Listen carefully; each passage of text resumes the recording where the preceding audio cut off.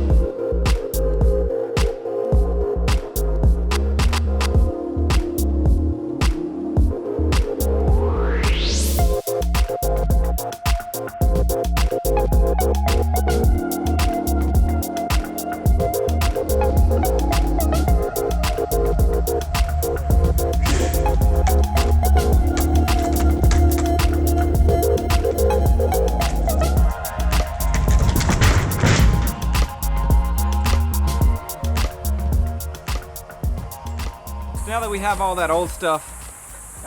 that old stuff knocked out of there, what I want to do is start to form in the slab, and that means setting up the sides. So I'm going to form it in with 2x6s that I actually stole. I didn't steal them, but I'm utilizing wood that I took down from the area in the back that I'm not going to use anymore. got all the 2x6s that I could, because as you know, wood is really expensive. Then I started to set my perimeter with my 2x6s, and those 2x6s that are on the perimeter is actually called the form. So we're gonna focus on forming in where I want my slab to be. Now, through my other job, I actually do have some experience with working on slabs and doing stuff. Well, pour backs and pouring it back to code. We're gonna go ahead and use 6mm plastic, 2 number 4 rebars continuous throughout in the footer. That just means the outer edge is gonna have thicker concrete than the rest of it. That footer's dug out by hand, and then doing a 5-inch slab all the way throughout. And the way that I'm figuring that out is I ran string tightly from one form to the other form all the way across, and I ran like 5 or 6 rows of string. Once that string is going across, I can go ahead with a shovel or add dirt, take out dirt, and then go with a tape measure, utilizing that string as my baseline to always go to check my depth. And the reason why it's so important to make your concrete consistent is because as I'm going to order said concrete, I need to do some math and figure out how much I need. I don't want to way overbuy, and I definitely don't want to underbuy.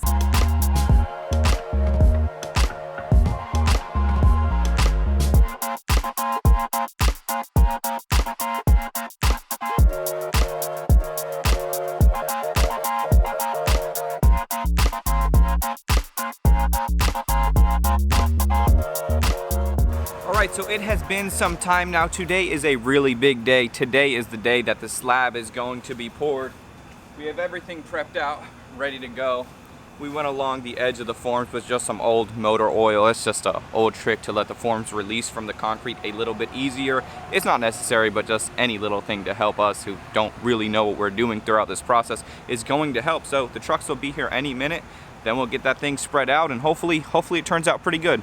I think it will. We're gonna take our time and do the best that we can.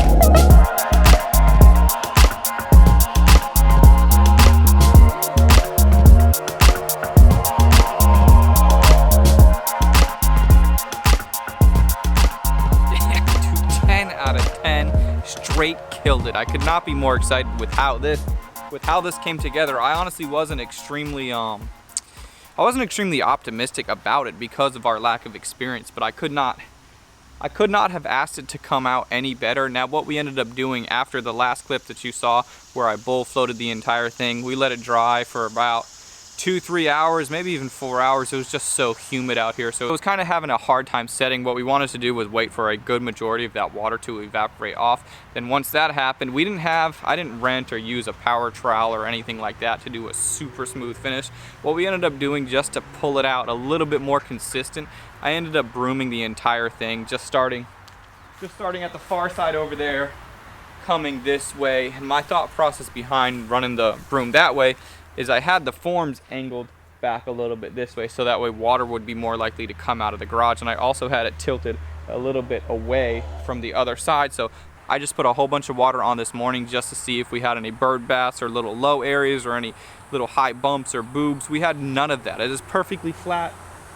That's what that screed board that we were moving back and forth, that's almost like a block when you're doing body work. It's not gonna lie. It's not gonna make a surface not flat so long as you have it. As long as your forms are right, as long as you have your block to work with, and as long as you take your time, do a little bit of research, you could do the same exact thing, man. So as far as these videos, this is going to be video number 1 of my shop build. I was thinking about doing one video of the entire thing, but we're over 10 minutes here. I think this is a good place to end it. So thank you guys so much for watching. Like this video, comment, subscribe. Let me know what you think. I'm interested to see how you feel about it. A little different pace. I'm excited, man. Can't wait to get the shop going. See you on the next one. I'm out.